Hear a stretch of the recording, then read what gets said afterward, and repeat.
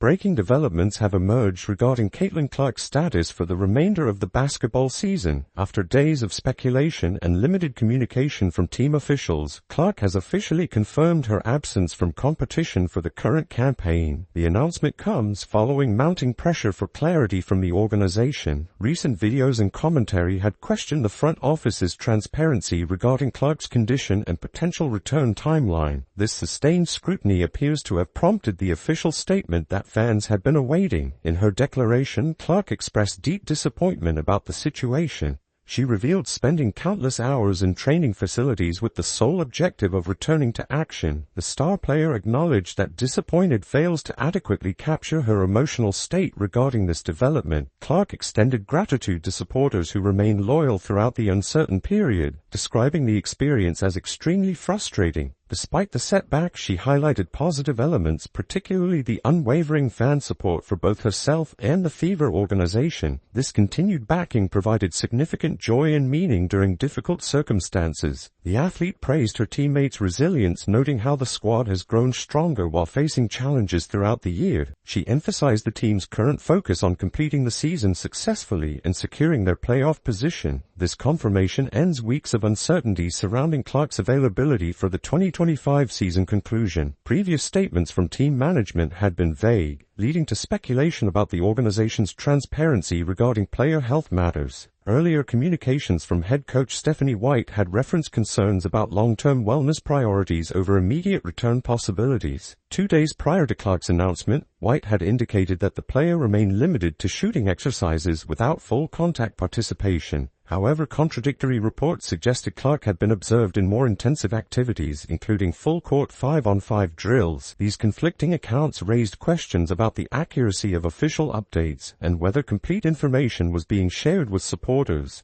During recent press conferences, White discussed using the West Coast road trip as an evaluation period for determining Clark's status. The coach mentioned plans to assess the situation following practice sessions and provide definitive answers regarding the player's availability. When questioned about contact limitations, White confirmed that Clark had been restricted primarily to shooting activities with minimal physical engagement. This contradicted visual evidence of the player participating in more demanding exercises during team sessions. The timeline of events reveals inconsistencies in official communications. While management emphasized caution regarding Clark's long-term health just days earlier, the sudden definitive announcement suggests the decision had been reached prior to public acknowledgement. Team officials faced criticism for potentially extending uncertainty to maintain ticket sales and fan engagement.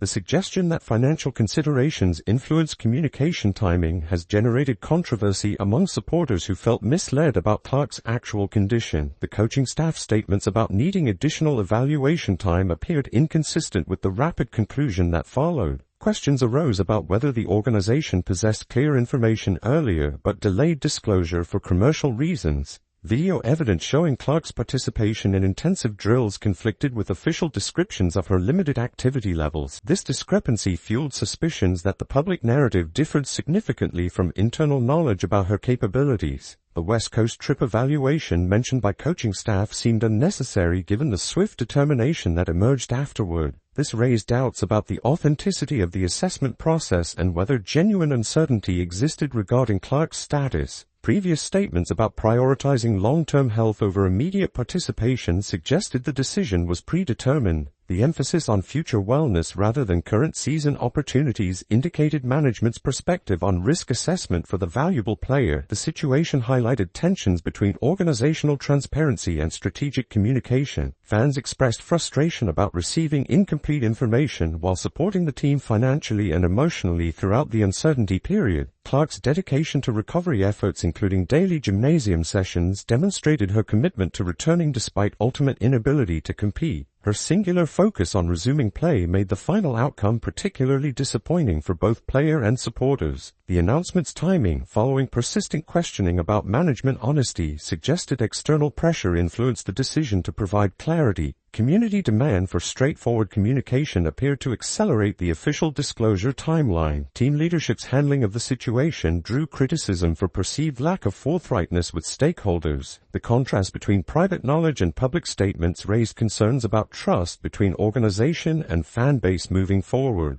Despite frustrations with communication processes, Clark's statement emphasized positive aspects including fan loyalty and team growth. Her focus on completing this and wants to make kind of crazy plays happen. And she committed a turnover. And this one, now late in the game, this one, Natalie Nicalse said, and the reason why I'm talking about this is because we remember when Caitlin Clark was in the middle of the best game of her career. She was in the middle of the best game of her career. And she committed a turnover by throwing the ball to a wide-open Leah Boston.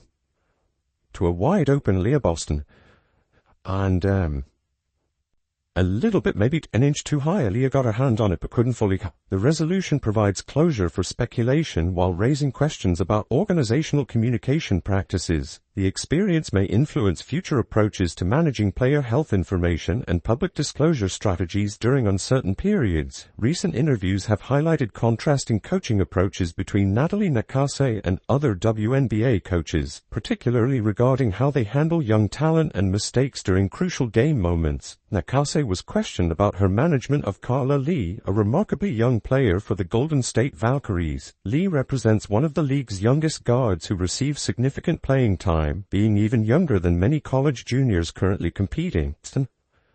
And a little bit, maybe an inch too high. Aaliyah got her hand on it but couldn't fully catch the ball. And if Aaliyah had caught it, it was a wide open layup. And then she got pulled and was told it was going to be a learning opportunity. And then when she came back on the floor, Kelsey Mitchell had a wide open layup, and she decided not to pass the ball to a player for a wide open layup because her coach got in her head. The coach got in her head. Let's listen to Natalie Nicalse. At just 21 years old when the season began, she is considerably younger than established players like Paige Bickers and other notable guards in the league. Leigh possesses exceptional talent and demonstrates the ability to execute plays that other guards cannot accomplish. She exhibits a strong desire to create opportunities and generate impactful moments during games. Her playing style involves taking risks and attempting challenging plays that can change game dynamics. During a recent contest, Leigh committed a turnover late in the game. When asked about bringing her back into the game to make crucial plays, Nicalse's response revealed her coaching philosophy. She explained that she explicitly told Leigh not to worry about potential turnovers, emphasizing that turnovers are non-intentional and often result from physical contact during intense play. Nicalse's approach involved reassuring Leigh that physical bumps and contact naturally lead to ball handling difficulties. Rather than criticizing these mistakes, she provided encouragement and confidence. She told Leigh to return to the court and perform aggressively, expressing complete trust in her decision-making abilities. So, basically, she's not trying to turn it over. We're just giving her a breather. Had to basically remind her, I don't care if you turn the ball over, and that she's brilliant down the stretch. She wants to make big plays, and we need players like that. So instead, you got one coach having to remind a player, I don't mind if you turn the ball over. You do you. Basically, you do you. We trust you down the stretch. The coach described Leigh as exceptionally intelligent during crunch time situations, noting her willingness to attempt difficult shots like step-back three-pointers. Nicalse emphasized the importance of having players who are not intimidated by pressure moments and can execute closing plays when games are decided. This coaching strategy contrasts sharply with situations involving other teams and their star players. A different approach was observed when another coach handled a similar situation with their key player during what was potentially their best performance of the season. In that instance, the player attempted a pass to an open teammate for what should have been an easy scoring opportunity. Trust you down the stretch. And you've got another coach saying to their star player who has again had the most points in the clutch in the history of for rookies.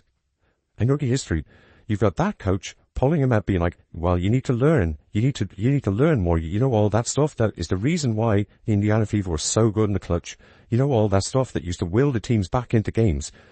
All the great things you do. We want to change you as a player. We don't want you. You see, should we look at Paige Becker's dates?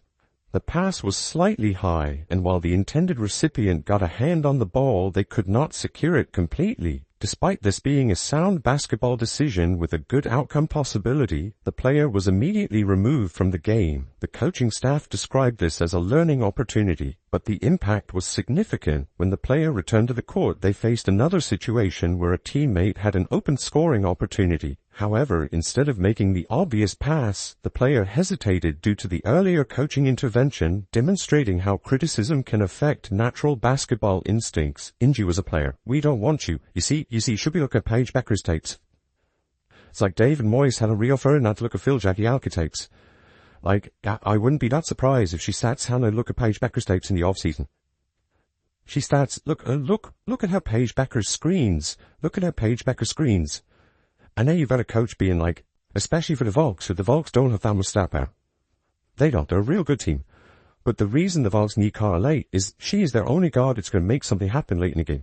Veronica Burton's really good. She's not really going to make something happen. Kate Martin's not going to make anything happen. This situation illustrates two fundamentally different coaching philosophies. One approach involves providing reassurance and maintaining player confidence, while the other focuses on immediate correction and instruction during peak performance moments. The contrast becomes more apparent when considering the players' natural abilities and playing styles. Both players excel at making clutch plays and have demonstrated exceptional performance in pressure situations throughout their careers. They possess natural instincts that have contributed to their team's success in close game. Mikase's approach recognizes that dynamic players need freedom to utilize their instincts. She understands that overcoaching talented individuals can lead to hesitation and second-guessing, which ultimately reduces their effectiveness during crucial moments. The Valkyries' roster composition makes Lee's role even more critical. While the team has solid players, they lack multiple star-level talents. Lee serves as their primary dynamic guard capable of creating opportunities in late-game situations. She talked about how she then second-guessed herself making a pass she makes 100 times out of 100. She makes 100 times out of 100. And I understand maybe in that specific situation it might have been the right idea to make that pass, but we can't tell a player who plays off instinct to stop playing off instincts. Anyone who knows ball knows that that is not what you do.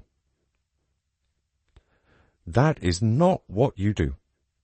Like, you absolutely have to, let dynamic players be dynamic. You have to let them.